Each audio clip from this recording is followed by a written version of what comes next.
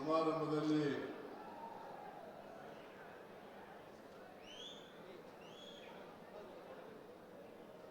ಮುಖ್ಯ ಅತಿಥಿಗಳಾಗಿ ಭಾಗವಹಿಸಿ ಈಗಾಗಲೇ ನಿಮ್ಮನ್ನೆಲ್ಲ ಉದ್ದೇಶಿಸಿ ಮಾತನಾಡಿದಂತ ರಾಜ್ಯದ ಉಪಮುಖ್ಯಮಂತ್ರಿಗಳು, ಪ್ರದೇಶ ಕಾಂಗ್ರೆಸ್ ಸಮಿತಿಯ ಅಧ್ಯಕ್ಷರಾದಂಥ ಶ್ರೀ ಡಿ.ಕೆ. ಶಿವಕುಮಾರ್ ಅವರ, ಹಾಸನ ಜಿಲ್ಲೆಯ ಉಸ್ತುವಾರಿ ಸಚಿವರು ಹಾಗೂ ಸಹಕಾರ ಇಲಾಖೆ ಸಚಿವರು ಆದಂಥ ಶ್ರೀ ಕೆ.ಎನ್. ರಾಜಣ್ಣ ಅವರ, ವಸತಿ ಸಚಿವರಾದಂಥ ಶ್ರೀ ಜಮೀರ್ ಅಹಮದ್ ಅವರ, ಈ ಸಮಾರಂಭದ ಅಧ್ಯಕ್ಷತೆ ವಹಿಸಿರ್ತಕ್ಕಂಥ ಅರಸೀಕೆರೆ ವಿಧಾನಸಭಾ ಕ್ಷೇತ್ರದ ಶಾಸಕರು ಆದಂಥ ಹಾಗೂ ಕರ್ನಾಟಕ ಗೃಹ ಮಂಡಳಿಯ ಅಧ್ಯಕ್ಷರಾದಂಥ ಶ್ರೀ ಶಿವಲಿಂಗೇಗೌಡ ಅವರ, ಲೋಕಸಭೆಯ ಸದಸ್ಯರಾದಂಥ ಶ್ರೀ ಶ್ರೇಯಸ್ ಪಾಟೀಲ್ ಅವರ, ತಾಲೂಕು ಗ್ಯಾರಂಟಿ ಯೋಜನೆಗಳ ಅಧ್ಯಕ್ಷರಾದಂಥ ಶ್ರೀ ಧರ್ಮಶೇಖರ್ ಅವರ, ನಗರಸಭೆಯ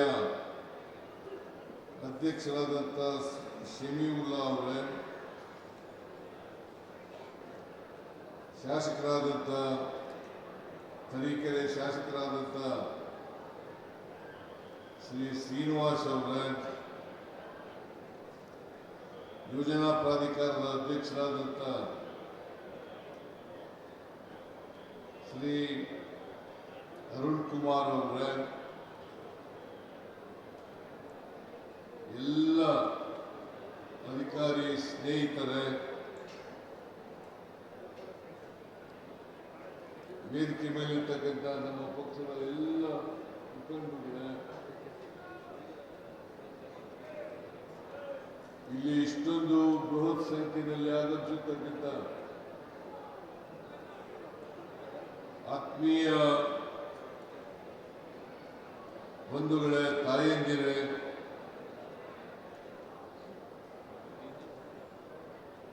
ಸುದ್ದಿ ಮಾಧ್ಯಮದ ಗೆಳೆಯರೇ,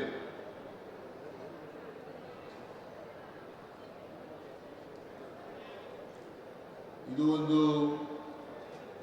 ಅರಸೀಕೆರೆ ತಾಲೂಕಿನಲ್ಲಿ ಐತಿಹಾಸಿಕ ದಿನ ಅಂತೇಳಿ ನಾನು ಭಾವಿಸ್ಕೊಂಡಿದ್ದೇನೆ. ಈಗಾಗಲೇ ಶಿವಲಿಂಗೇಗೌಡರು ಹೇಳದಂತೆ ಬಹುಶಃ ಅರಸೀಕೆರೆಯಲ್ಲಿ ಇದೇ ದೊಡ್ಡ ಸಭೆ ಅಂತೇಳಿ ನನಗನ್ಸುತ್ತೆ. ನಾನು ಅನೇಕ ಸಾರಿ ಬಂದಿದ್ದೀನಿ ಅರಸೀಕೆರೆಗೆ, ಚುನಾವಣಾ ಪ್ರಚಾರಕ್ಕೆ ಬಂದಿದ್ದೀನಿ, ಅಭಿವೃದ್ಧಿ ಕಾರ್ಯಕ್ರಮಗಳನ್ನ ಉದ್ಘಾಟನೆ ಮಾಡಲಿಕ್ಕೆ, ಶಂಕುಸ್ಥಾಪನೆ ಮಾಡಲಿಕ್ಕೆ ಬಂದಿದ್ದೀನಿ, ಇತರ ಕಾರ್ಯಕ್ರಮಗಳಿಗೆ ಬಂದಿದ್ದೀನಿ. ಆದರೆ ಇಷ್ಟೊಂದು ಜನ ಮತ್ತೆ ಇಷ್ಟೊಂದು ಉತ್ಸಾಹದಿಂದ ಸೇರಿರ್ತಕ್ಕಂಥದ್ದು ಇದು ಒಂದು ಇತಿಹಾಸ ಅಂತಕ್ಕಂಥ ಮಾತುಗಳನ್ನು ಹೇಳಲಿಕ್ಕೆ ಬಯಸ್ತಾ ಇದ್ದೇನೆ. ಇಷ್ಟೊಂದು ಜನ ಸೇರ್ಬೇಕಾದ್ರೆ ಶಿವಲಿಂಗೇಗೌಡರು ಜನಪರವಾದಂಥ ಶಾಸಕರಾಗದೆ ಹೋಗಿದ್ರೆ, ಜನಪ್ರಿಯ ಶಾಸಕರಾಗದೆ ಹೋಗಿದ್ರೆ ಇಷ್ಟೊಂದು ಜನ ಸೇರ್ಲಿಕ್ಕೆ ಸಾಧ್ಯ ಆಗಲ್ಲ.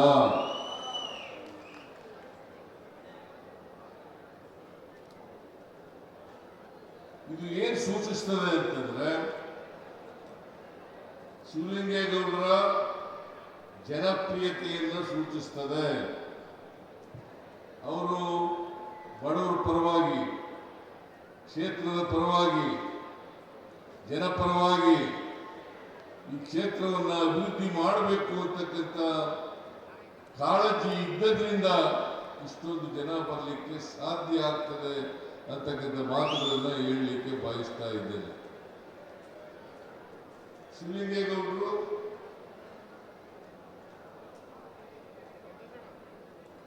ಅವರ ಕ್ಷೇತ್ರದ ಅಭಿವೃದ್ಧಿ ಮಾಡಬೇಕಾದ್ರೆ ಹಠದ ಸ್ವಭಾವವನ್ನು ಇಟ್ಕೊಂಡಿರ್ತಕ್ಕಂಥವ್ರು ಹಠ ಮಾಡ್ತಾರೆ.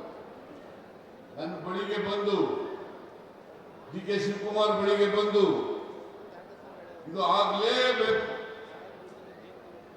ಇಡೀ ರಾಜ್ಯದಲ್ಲಿ ಆಗಲೇ ಇರ್ತಕ್ಕಂಥ ಕೆಲಸವನ್ನ ಇಲ್ಲಿ ಅರಸೀಕೆರೆಯಲ್ಲಿ ಮಾಡಲೇಬೇಕು ಅಂತೇಳಿ ಹಠ ಹಿಡಿತಾರೆ.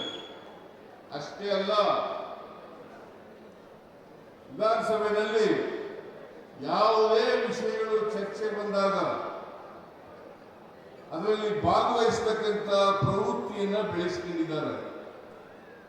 ಜೊತೆಗೆ ಇಲ್ಲಿಯ ಸಮಸ್ಯೆಗಳನ್ನ ಸರ್ಕಾರಕ್ಕೆ ಗಮನಕ್ಕೆ ತರ್ತಕ್ಕಂಥ ಪ್ರಯತ್ನವನ್ನ ಪ್ರಾಮಾಣಿಕವಾಗಿ ಮಾಡ್ತಾರೆ ಅಂತಕ್ಕಂಥ ಮಾತುಗಳನ್ನ ಈ ಸಂದರ್ಭದಲ್ಲಿ ಹೇಳಲಿಕ್ಕೆ ಬಯಸ್ತಾ ಇದ್ದೇನೆ. ಅದರಿಂದ ನೀವೆಲ್ಲರೂ ಕೂಡ ಶಿವಲಿಂಗೇಗೌಡರನ್ನ ಶಾಸಕರಾಗಿ ಪಡ್ಕೊಂಡಿರ್ತಕ್ಕಂಥದ್ದು ನೀವೆಲ್ಲ ಕೂಡ ಧನ್ಯರು ಅಂತಕ್ಕಂಥ ಮಾತುಗಳನ್ನ ಹೇಳಲಿಕ್ಕೆ ಬಯಸ್ತಾ ಇದ್ದೇನೆ. ನಾನು ಅನೇಕ ಶಾಸಕರುಗಳನ್ನು ನೋಡಿದ್ದೇನೆ, ಮುಖ್ಯಮಂತ್ರಿಯಾಗಿ, ಮಂತ್ರಿಯಾಗಿ ಅನೇಕ ಶಾಸಕರುಗಳನ್ನು ನೋಡಿದ್ದೇನೆ. ಆದರೆ ಶಿವಲಿಂಗೇಗೌಡರು ಕಚೇರಿಗಳಿಗೆ ಹೋಗಿ ಅಲ್ಲಿ ಕೂತ್ಕೊಂಡು ಅವರ ಕ್ಷೇತ್ರದ ಕೆಲಸವನ್ನ ಮಂಜೂರು ಮಾಡಿಸ್ತಕ್ಕಂಥ, ಅದನ್ನು ಕಾರ್ಯಗತಗೊಳಿಸ್ತಕ್ಕಂಥ ಪ್ರಯತ್ನವನ್ನ ಮಾಡ್ತಾ ಇರ್ತಕ್ಕಂಥವರು ಯಾರಾದರೂ ಇದ್ರೆ ಅದು ನಿಮ್ಮ ಶಾಸಕರು ಶಿವಲಿಂಗೇಗೌಡರು ಅಂತಕ್ಕಂಥ ಮಾತುಗಳನ್ನು ಹೇಳಲಿಕ್ಕೆ ಬಯಸ್ತಾ ಇದ್ದೇನೆ. ಅದರಿಂದ ಇವತ್ತು ನೀವೆಲ್ಲರೂ ಕೂಡ ಅತ್ಯಂತ ಸಂತೋಷದಿಂದ ಇಷ್ಟೊಂದು ಜನ ಬಂದಿದ್ದೀರಿ. ಅದಕ್ಕಾಗಿ ನಿಮ್ಮೆಲ್ಲರಿಗೂ ಕೂಡ ನಾನು ನಮಸ್ಕಾರಗಳನ್ನು ಹೇಳಲಿಕ್ಕೆ ಬಯಸ್ತಾ ಇದ್ದೇನೆ. ಶಿವಲಿಂಗೇಗೌಡರು 4 ಬಾರಿ ಶಾಸಕರಾಗಿದ್ದಾರೆ. ಈ ಕ್ಷೇತ್ರದಿಂದ 4 ಬಾರಿ ಶಾಸಕರಾಗಿದ್ದಾರೆ.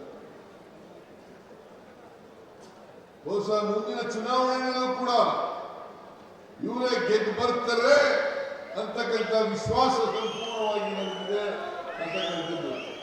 ಬಹುಶಃ ಅರಸೀಕೆರೆ ಕ್ಷೇತ್ರದಲ್ಲಿ ಬೇರೆ ಯಾರು ಕೂಡ ಮಾಡದಷ್ಟು ಕೆಲಸವನ್ನ ಇವತ್ತು ಮಾಡಿಸಿದ್ದಾರೆ ಅಂತಕ್ಕಂಥ ಮಾತುಗಳನ್ನು ಹೇಳಲಿಕ್ಕೆ ಬಯಸ್ತಾ ಇದ್ದೇನೆ.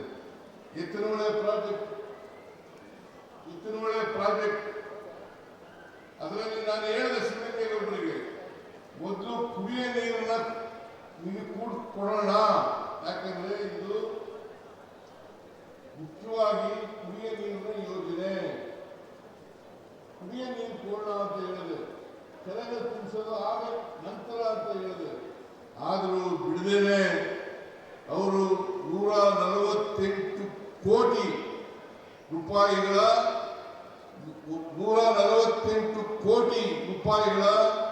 10 ಕೆರೆಗಳನ್ನು ತುಂಬಿಸ್ತಕ್ಕಂಥ ಯೋಜನೆಯನ್ನು ಮಾಡಿದ್ದಾರೆ. ನಾನು ಎತ್ತನಹೊಳೆ ಪ್ರಾಜೆಕ್ಟ್ ಪ್ರಾರಂಭ ಆದಾಗ ಇವರು ಆಗಲೂ ಹಠ ಮಾಡಿದ್ರು.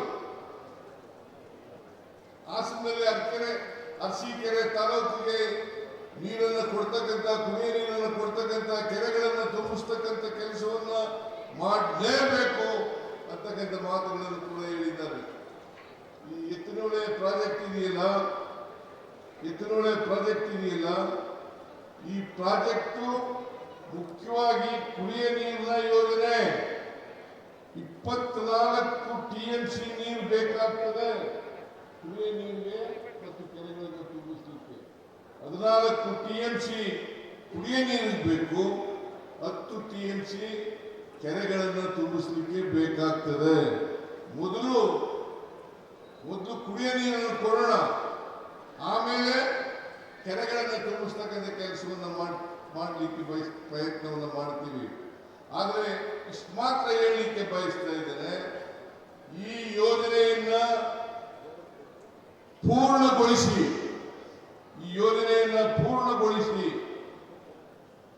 ಕುಡಿಯ ನೀರು ಮತ್ತು 527 ಕೆರೆಗಳನ್ನು ತುಂಬಿಸ್ತಕ್ಕಂಥ ಕೆಲಸವನ್ನು ಮಾಡ್ತೇವೆ ಅಂತಕ್ಕಂಥ ಮಾತುಗಳನ್ನು ಈ ಸಂದರ್ಭದಲ್ಲಿ ಹೇಳಲಿಕ್ಕೆ ಬಯಸ್ತಾ ಇದ್ದೇನೆ. ಇವತ್ತು ಸುಮಾರು 570 ಕೋಟಿ ರೂಪಾಯಿಗಳ ಅಭಿವೃದ್ಧಿ ಕಾರ್ಯಕ್ರಮಗಳಿಗೆ ಶಂಕುಸ್ಥಾಪನೆ ಮತ್ತು ಉದ್ಘಾಟನೆ ಕಾರ್ಯಕ್ರಮವನ್ನು ಮಾಡ್ತಾ ಇದ್ದೀವಿ.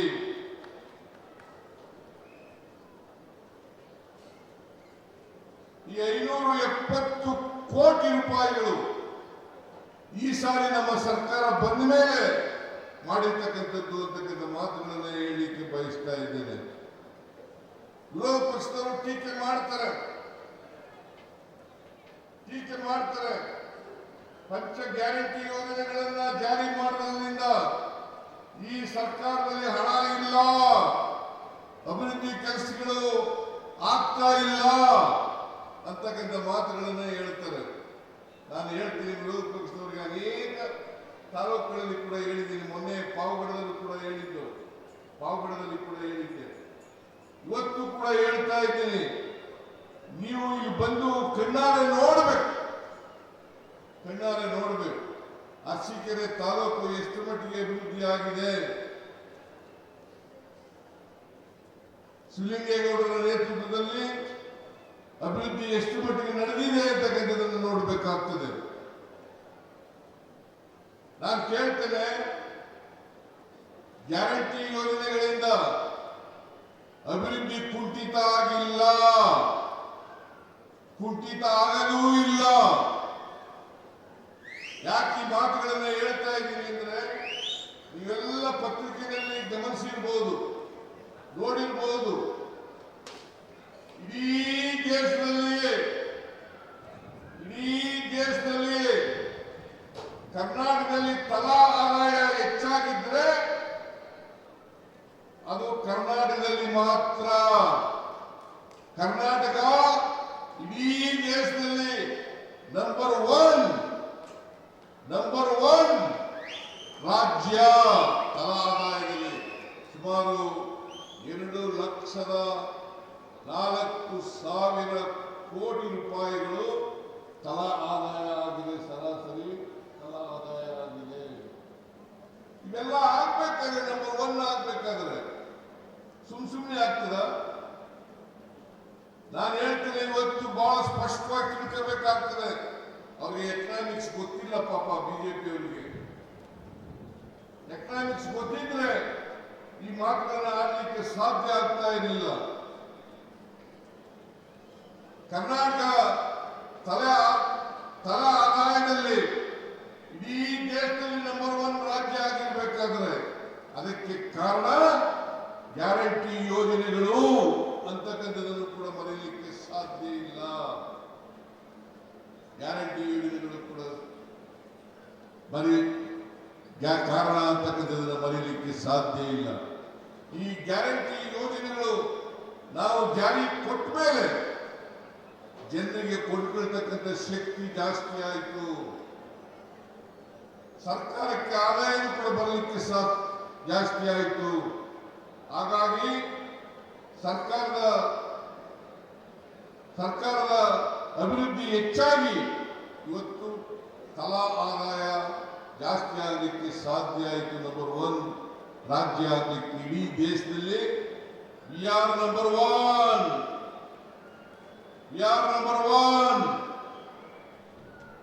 ಇದು ಅರ್ಥ ಆಗ್ಬೇಕು, ವಿರೋಧ ಪಕ್ಷದವರಿಗೆ ಅರ್ಥ ಆಗ್ಬೇಕು. ಇದು ಅಭಿವೃದ್ಧಿಗೆ ಹಣ ಇಲ್ಲ ಅವರಿಗೆ. ಕರ್ನಾಟಕ ರಾಜ್ಯ ದಿವಾಳಿ ಆಗಿದ್ರೆ ಆರ್ಥಿಕವಾಗಿ. ಇವತ್ತು ತಲಾ ಆದಾಯದಲ್ಲಿ ನಂಬರ್ ಒನ್ ಆಗಲಿಕ್ಕೆ ಸಾಧ್ಯ ಆಗ್ತಾ ಇರಲಿಲ್ಲ. ಶಕ್ತಿ ಯೋಜನೆ, ಗೃಹಲಕ್ಷ್ಮಿ ಯೋಜನೆ, ಗೃಹ ಜ್ಯೋತಿ ಯೋಜನೆ, ಅನ್ನಭಾಗ್ಯ ಯೋಜನೆ, ಯುವ ನಿಧಿ ಯೋಜನೆ, ಈ ಜಾರಿಗಳು, ಈ ಕಾರ್ಯಕ್ರಮಗಳು ಯಶಸ್ವಿಯಾಗಿ ಜಾರಿಯಾದದ್ರಿಂದ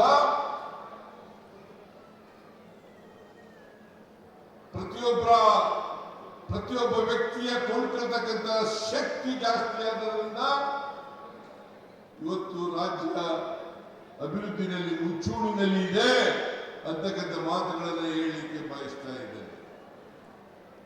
ಅದರಿಂದ ಇವತ್ತು ಬಿಜೆಪಿಯವರು ಹೇಳ್ತಕ್ಕಂಥ ಮಾತುಗಳಿದ್ದಾವಲ್ಲ, ಬರೀ ಸುಳ್ಳುಗಳು, ಯಾವುದೇ ಆಧಾರ ರಹಿತವಾಗಿ ರಾಜಕೀಯ ಪ್ರೇರಿತವಾದಂತ ಆರೋಪಗಳನ್ನು ನಮ್ಮ ಸರ್ಕಾರದ ಮೇಲೆ ಮಾಡಲಿಕ್ಕೆ ಪ್ರಾರಂಭ ಮಾಡಿದ್ದಾರೆ. ಇವತ್ತು ಇಷ್ಟೊಂದು ಜನ ಸೇರಿರ್ತಕ್ಕಂಥದ್ದೇ ಸಾಕ್ಷಿ, ಇಷ್ಟೊಂದು ಜನ ಸೇರಿರ್ತಕ್ಕಂಥದ್ದೇ ಸಾಕ್ಷಿ. ಈ ಸಾಕ್ಷಿ ಇಂಥ ಬೇರೆ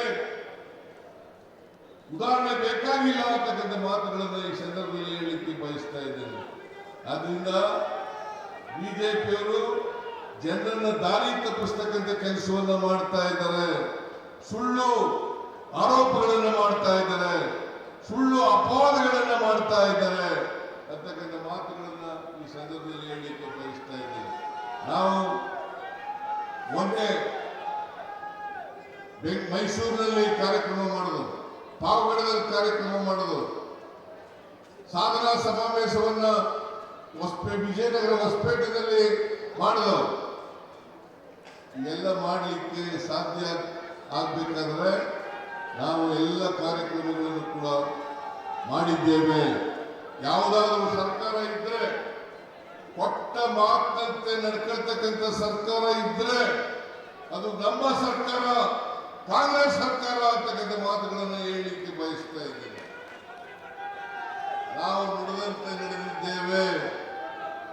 ಇವತ್ತು ಗ್ಯಾರಂಟಿ ಯೋಜನೆಗಳಿಗೆ ಸುಮಾರು 52,000 ಕೋಟಿ ರೂಪಾಯಿಗಳನ್ನು ಖರ್ಚು ಮಾಡ್ತಾ ಇದ್ದೀವಿ. 52,000 ಕೋಟಿ. ಈ 52,000 ಕೋಟಿಗಳಲ್ಲಿ 1,20,000 ಕೋಟಿ, 1,20,000 ಕೋಟಿ ಅಭಿವೃದ್ಧಿ ಕೆಲಸಗಳಿಗೆ ಇವತ್ತು ಖರ್ಚು ಮಾಡ್ತಾ ಇದ್ದೀವಿ.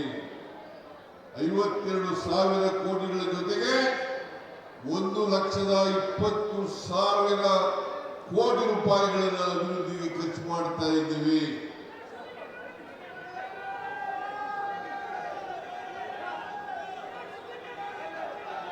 ಶಿವಲಿಂಗೇಗೌಡರಿಗೆ ರಾಜಕೀಯ ಭವಿಷ್ಯ ಇದೆ.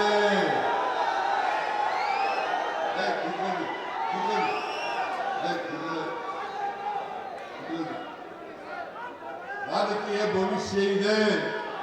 ಮುಂದಿನ ದಿನಗಳಲ್ಲಿ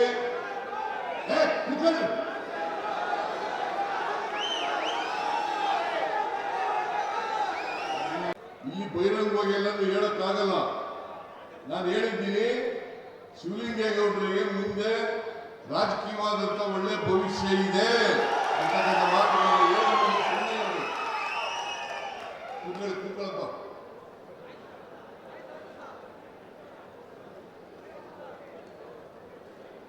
ಶಿವಲಿಂಗೇಗೌಡರು ಮಂತ್ರಿ ಆಗಲಿಕ್ಕೆ ಎಲ್ಲ ಅರ್ಹತೆಯನ್ನು ಹೊಂದಿದ್ದಾರೆ.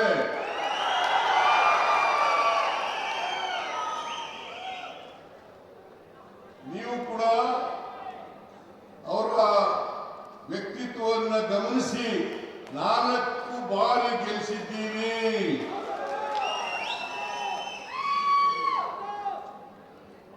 ಆದರೆ ಎಲ್ಲರೂ ಕೂಡ ಬಹಿರಂಗವಾಗಿ ಚರ್ಚೆ ಮಾಡಲಿಕ್ಕೆ ಸಾಧ್ಯ ಇಲ್ಲ. ದಯಮಾಡಿ ತಾವೆಲ್ಲರೂ ಕೂಡ ನಿಮ್ಮ ಅಭಿಮಾನ, ನಿಮ್ಮ ಪ್ರೀತಿ ಶಿವಲಿಂಗೇಗೌಡರ ಮೇಲೆ ಇದೇ ರೀತಿ ಇರಲಿ ಅಂತಕ್ಕಂಥ ಮಾತುಗಳನ್ನು ಹೇಳಿ ಮುಂದಿನ ಚುನಾವಣೆಯಲ್ಲೂ ಕೂಡ ನಿಮ್ಮ ಅಭಿಮಾನ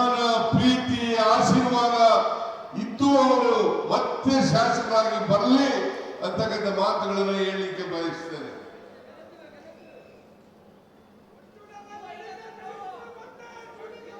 ಕಳೆದ ವಿಧಾನಸಭಾ ಚುನಾವಣೆಯಲ್ಲಿ ಕಾಂಗ್ರೆಸ್ ಪಕ್ಷಕ್ಕೆ 136 ಸ್ಥಾನಗಳನ್ನು ಗೆಲ್ಲಿಸಿಕೊಟ್ಟಿದ್ದೀರಿ.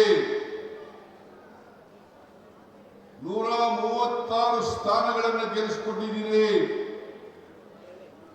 ನೀವು ಆಶೀರ್ವಾದ ಮಾಡಿದ್ರಿಂದಲೇ ಕಾಂಗ್ರೆಸ್ ಪಕ್ಷ ಅಧಿಕಾರಕ್ಕೆ ಬರಲಿಕ್ಕೆ ಸಾಧ್ಯ ಆಯಿತು. 2028ರಲ್ಲೂ ಕೂಡ ಅದೇ ರೀತಿ ಹೇಗೆ 2023ರಲ್ಲಿ ಆಶೀರ್ವಾದವನ್ನು ಮಾಡಿದರೆ ಅದೇ ರೀತಿಯಲ್ಲಿ ಆಶೀರ್ವಾದವನ್ನ 28ರಲ್ಲೂ ಕೂಡ ನೀವು ಮಾಡಬೇಕು. ಕಾಂಗ್ರೆಸ್ ಸರ್ಕಾರ ಮಾತ್ರ ಜನರ ಕಷ್ಟ ಸುಖಗಳಿಗೆ ಸ್ಪಂದಿಸತಕ್ಕಂಥ ಸರ್ಕಾರ ಅಂತಕ್ಕಂಥ ಮಾತುಗಳನ್ನು ಹೇಳಲಿಕ್ಕೆ ಬಯಸ್ತಾ ಇದ್ದೇನೆ. ನಿನ್ನೆ ನಾನು ಡೆಲ್ಲಿನಲ್ಲಿದ್ದೆ. ಡೆಲ್ಲಿನಲ್ಲಿ ಒಂದು ಹಿಂದುಳಿದವರ ಸಮ್ಮೇಳನ ನಡೆಯಿತು. ಆ ಸಮ್ಮೇಳನದಲ್ಲಿ ರಾಜೀವ್ ಗಾಂಧಿ ಅವರು ತೀರ್ಮಾನ ಮಾಡಿದ್ದಾರೆ, ನಾನು ಇಲ್ಲಿವರೆಗೆ ಹಿಂದುಳಿದವರ ಬಗ್ಗೆ ಅರ್ಥ ಮಾಡ್ಕೊಳ್ಳದೆ ಇರ್ತಕ್ಕಂಥದ್ದು ತಪ್ಪು ಅಂತಕ್ಕಂಥ ಮಾತುಗಳನ್ನು ಹೇಳಿದ್ದಾರೆ. ಆದ್ರಿಂದ ಈಗ ರಾಹುಲ್ ಗಾಂಧಿ ಅವರಿಗೆ ಸಾಮಾಜಿಕ ವ್ಯವಸ್ಥೆಯ ಸಂಪೂರ್ಣ ಮಾಹಿತಿ ಸಿಕ್ಕಿದೆ. ಈ ಮಾಹಿತಿ ಸಿಕ್ಕಿದ ಮೇಲೆ ಅವರು ಸಾಮಾಜಿಕ ನ್ಯಾಯದ ಪರವಾಗಿ ಬದ್ಧತೆಯಿಂದ ಮಾತಾಡಲಿಕ್ಕೆ ಪ್ರಾರಂಭ ಮಾಡಿದ್ದಾರೆ. ಎಲ್ಲ ರಾಜ್ಯಗಳಲ್ಲೂ ಕೂಡ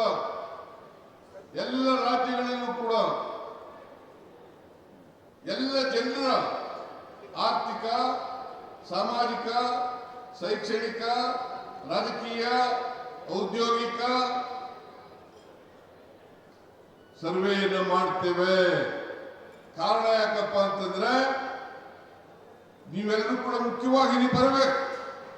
ಈ ಸಮಾಜದಲ್ಲಿರ್ತಕ್ಕಂಥ ಎಲ್ಲ ಬಡವರು, ಹಿಂದುಳಿದವರು, ಅಲ್ಪಸಂಖ್ಯಾತರು, ದಲಿತರು, ಮಹಿಳೆಯರು, ರೈತರು ಅವರೆಲ್ಲರೂ ಕೂಡ ಮುಖ್ಯವಾಗಿ ನೀವು ಬಂದಾಗ ಮಾತ್ರ ಸಮಾಜದಲ್ಲಿ ಪರಿವರ್ತನೆ ಆಗಲಿಕ್ಕೆ ಸಾಧ್ಯ ಆಗ್ತದೆ.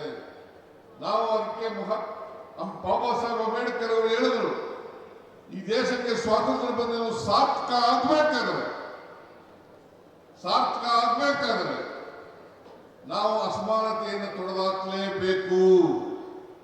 ಎಲ್ಲಿವರೆಗೆ ಬಡವ ಶ್ರೀಮಂತ ಅಂತಕ್ಕಂಥ ಅಸಮಾನತೆ ಇರ್ತದೆ, ಎಲ್ಲಿವರೆಗೆ ಜಾತಿ ವ್ಯವಸ್ಥೆ ಇರ್ತದೆ, ಅಲ್ಲಿವರೆಗೆ ಸಮಾಜದಲ್ಲಿ ಸಮಾನತೆಯನ್ನು ತರಲಿಕ್ಕೆ ಕಷ್ಟ ಆಗ್ತದೆ. ನಾವು ಸಮಾನತೆಯನ್ನು ತರಬೇಕಾದ್ರೆ ಸಮಾಜದಲ್ಲಿ ಪರಿವರ್ತನೆ ಆಗಬೇಕು, ಜಾತಿ ವ್ಯವಸ್ಥೆ ಹೋಗ್ಬೇಕು, ಅಸಮಾನತೆ ಹೋಗ್ಬೇಕು. ಅದು ಹೋದಾಗ ಮಾತ್ರ ಸಮಾಜವನ್ನು ನಿರ್ಮಾಣ ಮಾಡಲಿಕ್ಕೆ ಸಾಧ್ಯ ಆಗ್ತದೆ. ಅದಕ್ಕೋಸ್ಕರ ನಾನು ಹಿಂದೆ ಮುಖ್ಯಮಂತ್ರಿ ಆಗಿರುವಾಗ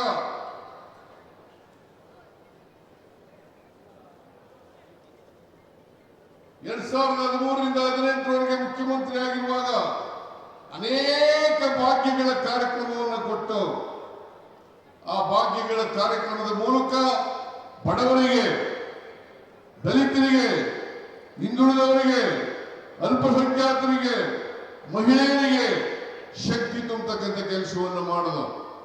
ನಾನು 165 ಭರವಸೆಗಳಲ್ಲಿ 158 ಭರವಸೆಗಳನ್ನು ಈಡೇರಿಸಿತು. ಬಿಜೆಪಿ 2018ರಲ್ಲಿ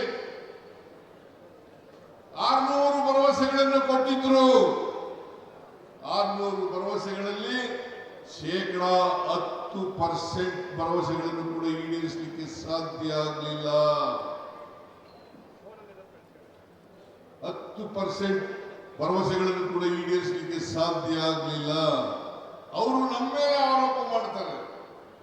ಇವತ್ತು ಬಿಜೆಪಿಯವರು ಯಾವತ್ತೂ ಕೂಡ ಜನರ ಆಶೀರ್ವಾದವನ್ನು ಪಡೆದು ಅಧಿಕಾರಕ್ಕೆ ಬಂದಿಲ್ಲ. ಅದು 2008ರಲ್ಲಿ ಯಡಿಯೂರಪ್ಪನವರು ಮುಖ್ಯಮಂತ್ರಿ ಆದರು. ಆವಾಗಲೂ ಕೂಡ 2008ರಲ್ಲೂ ಕೂಡ ಅವರು 113 ಸ್ಥಾನಗಳನ್ನು ಗೆಲ್ಲಿಲ್ಲ. 2023ರಲ್ಲಿ ಆಪರೇಷನ್ ಕಮಲ ಮಾಡಿ ಅಧಿಕಾರಕ್ಕೆ ಬಂದದ್ದು. 4 ವರ್ಷಗಳ ಕಾಲ ಅಧಿಕಾರದಲ್ಲಿದ್ದರು. ಈ 4 ವರ್ಷಗಳ ಕಾಲ ಈ ರಾಜ್ಯವನ್ನು ಲೂಟಿ ಮಾಡಿದ್ರ ಹೊರತು ಜನರ ಸಮಸ್ಯೆಗಳನ್ನು ಬಗೆಹರಿಸತಕ್ಕಂಥ ಪ್ರಾಮಾಣಿಕ ಪ್ರಯತ್ನವನ್ನು ಮಾಡಲೇ ಇಲ್ಲ.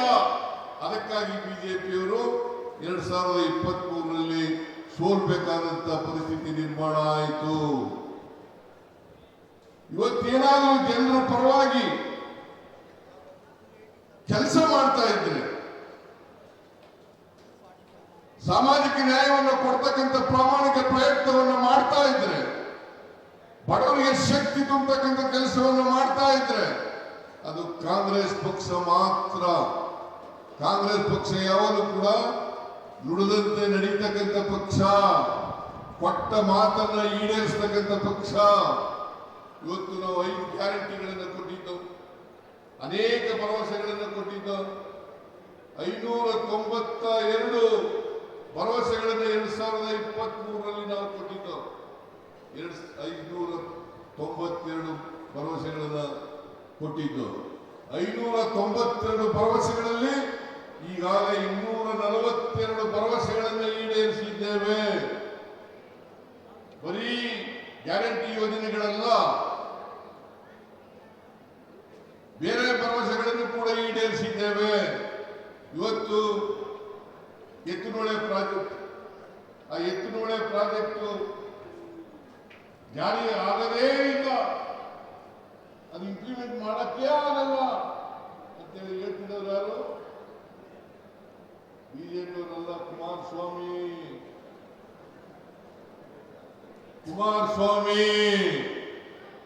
ಕುಮಾರಸ್ವಾಮಿ ಹೇಳಿದ್ರು ಎತ್ತುನೊಳೆ ಪ್ರಾಜೆಕ್ಟ್ ಅನ್ನ ಮಾಡ್ಲಿಕ್ಕೆ ಸಾಧ್ಯನೇ ಇಲ್ಲ.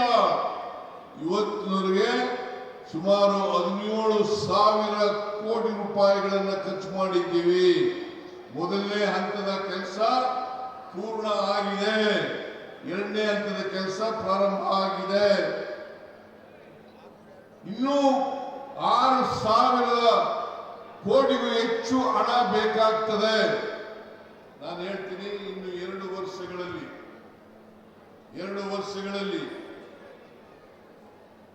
ಎತ್ತುನೊಳೆ ಪ್ರಾಜೆಕ್ಟ್ ಅನ್ನು ಸಂಪೂರ್ಣವಾಗಿ ಮುಗಿಸಿ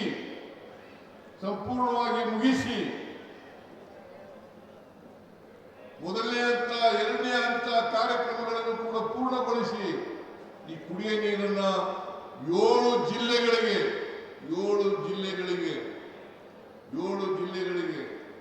ಕೊಡ್ತೇವೆ ಅಂತಕ್ಕಂಥ ಮಾತುಗಳನ್ನ ಈ ಸಂದರ್ಭದಲ್ಲಿ ಹೇಳಲಿಕ್ಕೆ ಬಯಸ್ತಾ ಇದ್ದೇನೆ.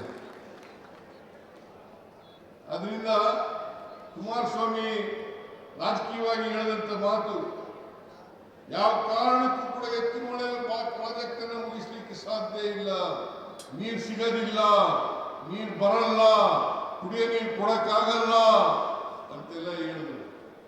ಅಂತ ನಾನು ಹೇಳ್ತೀನಿ, ಎತ್ತುನೊಳೆ ಪ್ರಾಜೆಕ್ಟ್ ಈಗಾಗಲೇ ಇವತ್ತು 148 ಕೋಟಿ 80 ಲಕ್ಷ 148 ಕೋಟಿ 80 ಲಕ್ಷ ಖರ್ಚು ಮಾಡಿ ಇಲ್ಲಿಗೆ ಮೊನ್ನೆ ಕ್ಯಾಬಿನೆಟ್ ಮೀಟಿಂಗ್ ನಲ್ಲಿ ಅನುಮೋದನೆಯನ್ನು ಕೊಟ್ಟಿದ್ದೀವಿ. ಆರ್ಡರ್ಸ್ ಕೂಡ ಆಯ್ತು. ಇದು ಆಗ್ಬೇಕಾದ್ರೆ ಶಿವಲಿಂಗೇಗೌಡರು ಕಾರಣ, ಅವರ ಒತ್ತಾಯ ಕಾರಣ, ಅವರ ಹಠ ಕಾರಣ ಅಂತಕ್ಕಂಥ ಮಾತುಗಳನ್ನ ಹೇಳಲಿಕ್ಕೆ ಬಯಸ್ತಾ ಇದ್ದಾರೆ. ಆದ್ರಿಂದ ಕಾಂಗ್ರೆಸ್ ಸರ್ಕಾರ ಎಲ್ಲರಿಗೂ ಸಾಮಾಜಿಕ ನ್ಯಾಯ ಕೊಡಬೇಕು. ನಮ್ದೇ ಈ 5 ಗ್ಯಾರಂಟಿ ಯೋಜನೆಗಳಿದ್ದಾವಲ್ಲ, ಯಾವುದೇ ಜಾತಿ ಇಲ್ಲ, ಯಾವುದೇ ಧರ್ಮ ಇಲ್ಲ, ಮತ್ತೆ ಪಕ್ಷಾತೀತವಾಗಿ ಕೊಡ್ತಾ ಇದ್ದೇವೆ. ಹಾಸನ ಜಿಲ್ಲೆಯಲ್ಲಿ ಜೆಡಿಎಸ್ನವರು ತಗತಾ ಇಲ್ವಾ? ಈ ಕಾರ್ಯಕ್ರಮದ ಅಡಿಯಲ್ಲಿ ಶಕ್ತಿ ಯೋಜನೆಯಲ್ಲಿ ಜೆಡಿಎಸ್ನವರು ಫ್ರೀ ಬಸ್ ಪ್ರಯಾಣ ಮಾಡ್ತಾ ಇಲ್ವಾ? ಶಕ್ತಿ ಯೋಜನೆ ಆಯ್ತು, ಗೃಹಲಕ್ಷ್ಮಿ ಯೋಜನೆಯಲ್ಲಿ 2,000 ರೂಪಾಯಿ JDS ನ ಮಹಿಳೆಯರಿಗೆ ಸಿಗ್ತಾ ಇಲ್ವಾ? ಅದರಿಂದ ನಾವೆಲ್ಲ ಜನರನ್ನು ಕೂಡ ಇಟ್ಕೊಂಡು ಗಮನದಲ್ಲಿ ಇಟ್ಕೊಂಡು ಒಟ್ಟಾರೆ ಬಡವರು ಯಾವುದೇ ಪಕ್ಷದಲ್ಲಿರಲಿ, ಯಾವುದೇ ಜಾತಿ ಸೇರಿರಲಿ, ಯಾವುದೇ ಧರ್ಮಕ್ಕೆ ಸೇರಿರಲಿ, ಎಲ್ಲ ಜಾತಿಯವರಿಗೂ ಕೂಡ ಇವತ್ತು ಶಕ್ತಿ ತುಂಬತಕ್ಕಂಥ ಕೆಲಸವನ್ನ ಮಾಡ್ತಾ ಇದ್ದೀವಿ. ಆದ್ರಿಂದ ಬಿಜೆಪಿಯವರು ಹೇಳ್ತಕ್ಕಂಥ ಮಾತುಗಳು, JDSನವರು ಹೇಳ್ತಕ್ಕಂಥ ಮಾತುಗಳು ಯಾವುದೇ ಸತ್ಯಾಂಶದಿಂದ ಕೂಡಿಲ್ಲ, ಸತ್ಯಕ್ಕೆ ದೂರವಾದಂಥ ಮಾತುಗಳನ್ನು ಆಡ್ತಾ ಇದ್ದಾರೆ. ನಿಮ್ಮ ಆಶೀರ್ವಾದ ಎಲ್ಲಿವರೆಗೆ ಇರ್ತದೆ ಅಲ್ಲಿವರೆಗೆ ನಾವು ಉತ್ತಮವಾದಂಥ ಕೆಲಸಗಳನ್ನ ಮಾಡ್ತೇವೆ ಅಂತಕ್ಕಂಥ ಮಾತುಗಳನ್ನು ಹೇಳಲಿಕ್ಕೆ ಬಯಸ್ತಾ ಇದ್ದೇನೆ. ಇವತ್ತು ಇಂಜಿನಿಯರಿಂಗ್ ಕಾಲೇಜ್ ಉದ್ಘಾಟನೆ ಆಗಿದೆ. ಇಂಜಿನಿಯರಿಂಗ್ ಕಾಲೇಜ್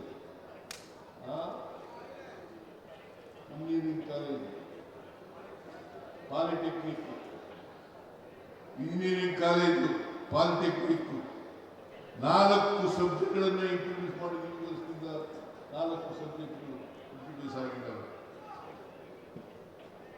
ಯಾಕಂತಂದ್ರೆ ಹಳ್ಳಿಗಾಡಿನ ಜನ ಇಂಜಿನಿಯರ್ಗಳಾಗಬೇಕು, ಡಾಕ್ಟರ್ಗಳಾಗಬೇಕು, ವೈದ್ಯರುಗಳ ಆಗ್ಬೇಕು ಅಂತ ಹೇಳಿ ಇದನ್ನ ಮಾಡ್ತಾ ಇರ್ತಕ್ಕಂಥ ಕೆಲಸವನ್ನು ಮಾಡ್ತಾ ಇದ್ದೀವಿ. ನಾವು ಇವತ್ತು ಕಾಂಗ್ರೆಸ್ ಸರ್ಕಾರ ನೀರಾವರಿಗೆ, PWDಗೆ, ಶಿಕ್ಷಣಕ್ಕೆ, ಆರೋಗ್ಯಕ್ಕೆ ಹೆಚ್ಚು ಒತ್ತು ಕೊಟ್ಟು ಕೆಲಸವನ್ನು ಮಾಡ್ತಾ ಇದ್ದೀವಿ. ಇವತ್ತು ಹಾಸನ ಜಿಲ್ಲೆಯಲ್ಲಿ ಅರಸೀಕೆರೆಯಲ್ಲಿ ಹೆಚ್ಚು ತೆಂಗು ಬೆಳೀತಕ್ಕಂಥದ್ದು ಅಲ್ಲ, ಅರಸೀಕೆರೆಯಲ್ಲಿ ಹೆಚ್ಚು ತೆಂಗು ಬೆಳೀತಕ್ಕಂಥದ್ದು, ತೆಂಗು ಬೆಳೀತಕ್ಕಂಥದ್ದು. ಶಿವಲಿಂಗೇಗೌಡರು ಈಗ ತಾನೇ ನನಗೆ ಮನವಿಯನ್ನು ಕೊಟ್ಟರು. ಏನಪ್ಪಾ ಅಂತಂದ್ರೆ, ನಾವು ಅರಸೀಕೆರೆಯಲ್ಲಿ ಹೆಚ್ಚು ತೆಂಗಿನ ಗಿಡಗಳಿದ್ದಾವೆ, ತೆಂಗಿನ ಗಿಡಗಳಿಗೆ ಕಪ್ಪು ತಲೆ ಹುಳ ರೋಗ ಬಂದು ಗಿಡಗಳೆಲ್ಲ ನಾಶ ಆಗ್ತಾ ಇದ್ದಾವೆ ಅಂತಕ್ಕಂಥ ಮಾತುಗಳನ್ನ ಹೇಳಿದರು. ನಾನು ಈ ತೆಂಗಿನ ಮರಗಳನ್ನ ಉಳಿಸಲಿಕ್ಕೆ ಪ್ರಯತ್ನ ಮಾಡ್ತೇನೆ ಅಂತಕ್ಕಂಥ ಮಾತುಗಳನ್ನು ಹೇಳಲಿಕ್ಕೆ ಬಯಸ್ತೇನೆ. ಇದಕ್ಕೆ ಎಷ್ಟು ಹಣ ಖರ್ಚಾದರೂ ಕೂಡ ಈ ರೋಗವನ್ನು ತಡೆಗಟ್ಟತಕ್ಕಂಥ ಕೆಲಸವನ್ನ ಮಾಡ್ತೇವೆ ಅಂತಕ್ಕಂಥ ಮಾತುಗಳನ್ನು ಈ ಸಂದರ್ಭದಲ್ಲಿ ಹೇಳಲಿಕ್ಕೆ ಬಯಸ್ತೇನೆ. ಜೊತೆಗೆ ಅರಸೀಕೆರೆ ರಾಗಿ ಹೆಚ್ಚು ಬೆಳೀತಕ್ಕಂಥ ಪ್ರಾಂತ್ಯ,